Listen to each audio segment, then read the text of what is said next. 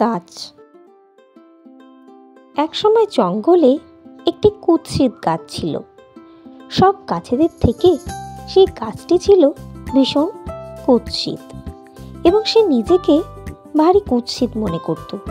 সে ভাবত অন্যান্য গাছেরা কত সুন্দর, কত পাখিরা এসে তাদের ডালে বসে, কিন্তু সে কুৎসিত হওয়ায় কেউ তার কাছে আসে না।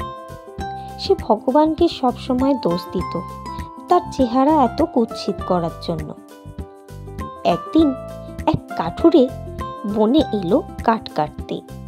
কাঠুরে বনে ঢুকেই প্রথমে গেল ওই কুৎসিত গাছের কাছে এবং ভাবল এই গাছটা খুবই বিচ্ছিরি, দেখতে একদম কুৎসিত, এটা কেটে কোনো লাভ হবে না। যাই বলে সে অন্য গাছেদের দিকে এগিয়ে গেল এবং এক এক করে সে অন্যান্য গাছেদেরও কেটে ফেলে নিয়ে চলে গেল। পড়ে থাকলো শুধু ওই কুৎসিত গাছটাই।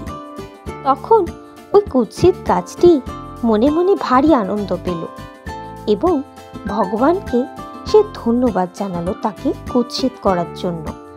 এই গল্প থেকে আমরা এটাই শিখি যে ভগবানকে কখনোই দোষারোপ করা উচিত নয়।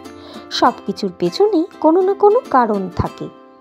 ভিডিওটি যদি আপনাদের ভালো লেগে থাকে তাহলে প্লিজ চ্যানেলটিকে সাবস্ক্রাইব করুন এবং লাইক, কমেন্ট, শেয়ার করতে ভুলবেন না।